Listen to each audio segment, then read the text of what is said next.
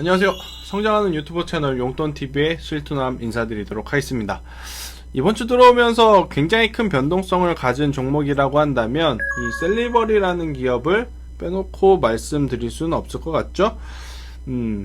셀리버리에 대한 이야기를 좀 해보도록 해요. 많은 주린 여러분들, 그리고 저도 좀 실수하는 게 가장 큰 이 레파토리가 하나 있어요. 그걸 뭐냐면 처음에 주식을 그냥 삽니다. 그냥 사요. 그런 다음에 수익이 나면 괜찮지만 손실이 나면 그때부터 바빠집니다. 저도 그래요. 아직까지. 손실이 나면 이 기업이 무슨 일을 하는지를 좀 찾아보고 그 다음에 실적이 잘 나오는지 찾아보고 그리고 향후 성장성을 찾아보게 되고, 그죠? 이러한 실수를 좀 많이 갔는데 이런 것들을 계속해서 줄여나가는 게 저도 그렇지만 여러분들의 앞으로의 과제인 것 같아요. 셀리버리가 무슨 일을 하고 어떤 것 때문에 올랐는지를 보면 면역치료제를 만든다고 합니다. 면역치료제를 만드는데 이 면역치료제가 어디에 쓰이냐면 지금 무엇을 하려고 하냐면 코로나19 치료제, 코로나19 치료제와 같이 좀 쓰려고 하는데 왜 그러느냐, 제가 한번 이 레포트라든지 이 회사 홈페이지에 들어가서 여러가지 자료를 봤더니 우리 이 인체의 신비에 대한 이야기부터 해야 될 것 같아요. 자, 우리 몸에 바이러스가 침투가 되면 자동적으로 면역 체계 시스템이 작동이 된다고 해요.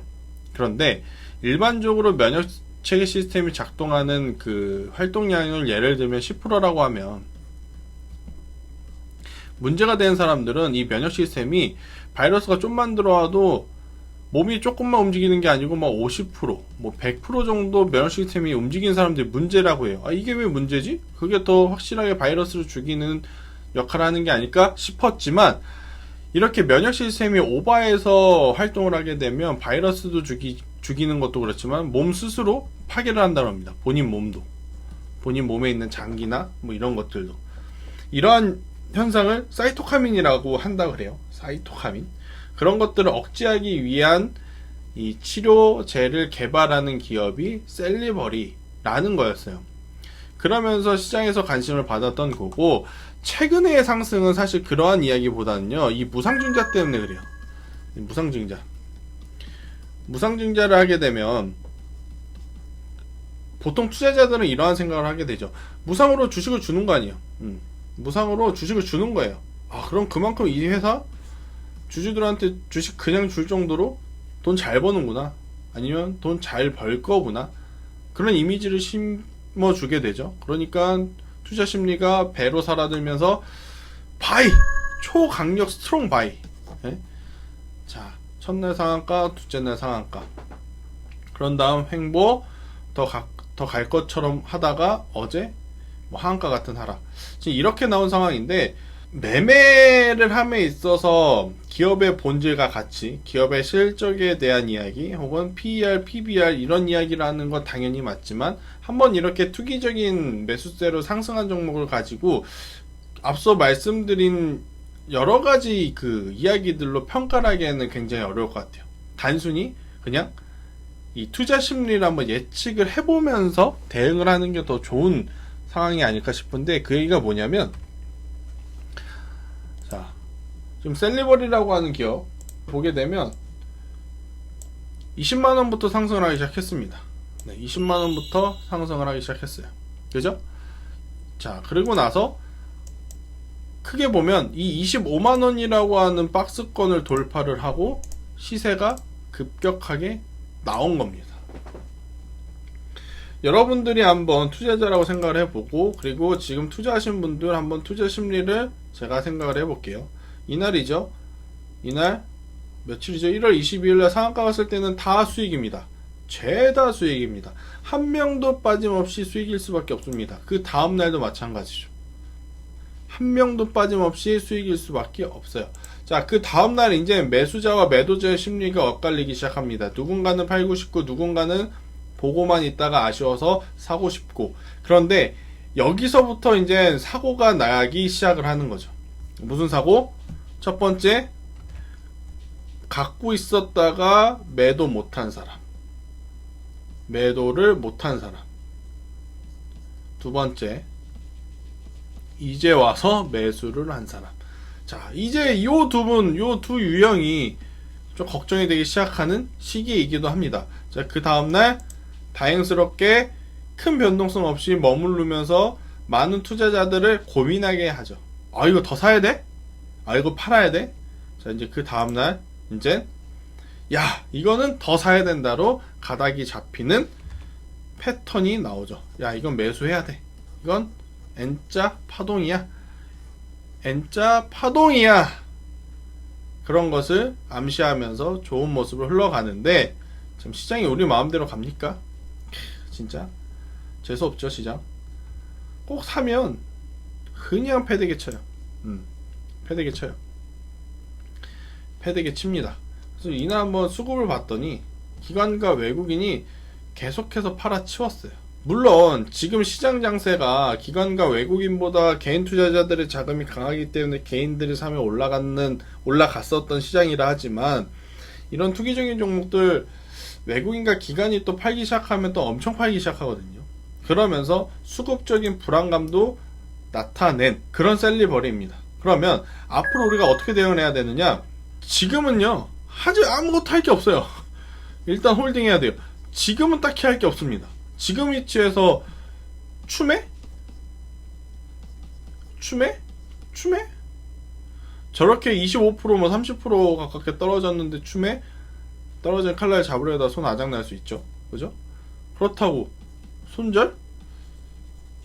되게 이게 그 이중적인 이야기인데 많이 떨어져서 추매하기는 어렵지만 많이 떨어졌으니까 기술적 반등도 나올 수 있지 않을까 싶어서 추매도 손절도 지금 할 수 없는 위치입니다.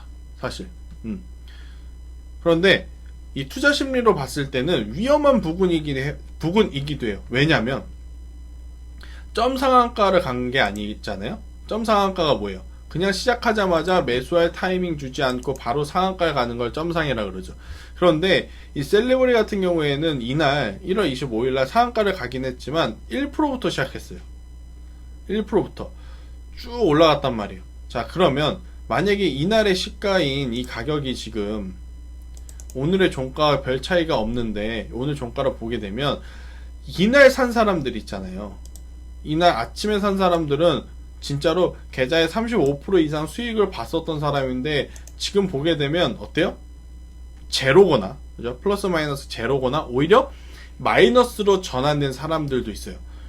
그런 지금 심리적으로 지금 덜어내야 될까 손절해야 될까 할 수 있는 지금 가격대까지 내려왔기 때문에 여기서 자칫 매도량이 나온다? 그러면 투매가 투매를 부르는, 그러니까 이런 거죠. 지금 이 위치에서 기업의 본업, 가치 이런 것을 따지는 것은 저는 의미가 없다고 생각해요. 지금은 눈치 싸움입니다. 눈치 싸움 구간이에요. 살까 말까 눈치 싸움이 아니고 조금이라도 빨리 팔까? 그런 눈치 싸움. 자칫 28만원이 이탈이 되게 되면요 저는요 투매가 투매를 부를 수도 있다라고 생각은 해요. 투매가 투매를 부를 수도 있다. 특히 이 25만원이라고 하는 박스권 상단 돌파 가격대가 이탈이 되게 되면 그때는 저는 위험하다 생각이 듭니다. 이 기업. 그러니까 이런 거예요. 정말 단순하게 생각을 해보면 고점 대비 지금 몇 프로가 내려왔냐면요 지금 30% 하락했잖아요. 여기서 반등 주지 않고 더 밀리면 여기까지도 내려오는 거잖아요. 그러면 이 기업은요 올라간 거 대비 거의 다 내뱉은 거예요. 거의 다 그냥 제로섬으로 돌아온 거예요. 무상증자라는 이슈 때문에 이렇게 올랐는데 만약에 여기서 더 가지 못하고 이만큼 내려왔잖아요. 그럼 새로운 재료나 새로운 뉴스가 없지 않는 이상 다시 올라가기에는 굉장히 어렵다고 평가를 할 수밖에 없어요. 그래서 25만원만 이탈되지 않으면 혹은 빠르게 30만원 이상으로 회복하면, 그죠? 25만원 이탈 말고 빠르게 30만원 회복하면 긍정적인 시그널, 긍정적 시그널, 그죠? 하지만 그렇지 않을 때는 부정적이다. 빤스 런 해야 돼요. 저 25만원 이탈되면 런 해야 돼요. 네. 25만원 이탈되면 일단은 런 해야 돼요. 그런 다음에 나중에 30만원 다시 위로 올라왔을 때, 그러니까 이거죠. 25만원 이탈되면 빤스 런 했다가 30만원 위로 올라가면 그때 다시 매수를 하더라도 25만원 이탈이 되면 그때는 일단 현금을 빼는 게 저는 좋다 생각이 들어요. 제가 최근에 이 박셀바이오라는 기업 이야기했을 때 엄청 욕먹었었거든요. 제가 1월 18일, 19일 이때, 그러니까 15, 18 이때 영상을 올렸을 때 무슨 이야기를 했냐면, 제 채널에 오시면 알겠지만 15만원이 이탈이 되게 되면 일단은 빤스런 해야 된다. 15만원 이탈 시 13만원까지 빠질 수 있다. 특히 25만원에 갖고 계신 분들 15만원 이탈이 돼서 13만원까지 가면 심리적으로 굉장히 쫓길 수 있어서 저는 위험하다 생각을 했다. 이렇게 말씀을 드렸고, 오히려 추매는 하지 말고 손절을 하라는 말씀을 드렸어요. 반대로 올라오면 25만원 올라오면 그때 매수라는 게 저는 더 좋다고 이야기를 드렸는데, 댓글 보니까 야 너 주식하지 마라, 15만원에 매수를 해서 25만원에 팔아야지 무슨 소리냐. 물론 그분의 말이 맞는 거 인정해요. 내려오면 사서 올라갈 때 파는 거 맞는 이야기이긴 해요. 그런데 지금 박셀바이오도 그렇고 한국파마라는 기업도 그렇고 오늘 말씀드린 셀리버리도 그렇고 1차 상승이 아니잖아요. 2차, 3차 상승이잖아요. 그게 무슨 이야기냐. 박셀바이오도 1차 상승, 지금 2차 상승, 3차 상승이죠. 자, 셀리버리도 2차 상승이란 말이에요. 셀리버리도 지금 1차 상승, 그 다음 횡보, 2차 상승이에요. 1차 상승일 때는요, 그렇게 예측 매매가 굉장히 잘 먹혀요. 뭐 21선 이평에서 추매, 그 다음 뭐 박스권 돌파하면 매도, 그러한 전략이 잘 먹히지만 2차, 3차 파동 때는 그런 게 잘 안 먹혀요. 왜냐? 그냥 눈치 싸움이에요. 눈치 싸움.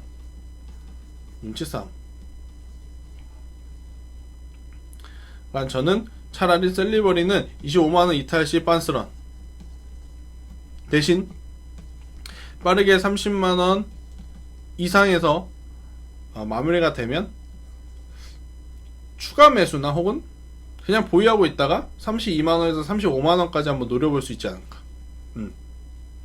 특히 35만원 위로 돌파하면 이거 그냥 가는 힘이라고 봐야 돼요. 왜 그러느냐면요, 보통 이 캔들 있죠, 하루 상승량의 캔들 있죠, 이것을 반으로 쪼갰을 때 위에 있으면 계속 가는 힘, 아래에 있으면 빠지는 힘이라고 저는 보거든요.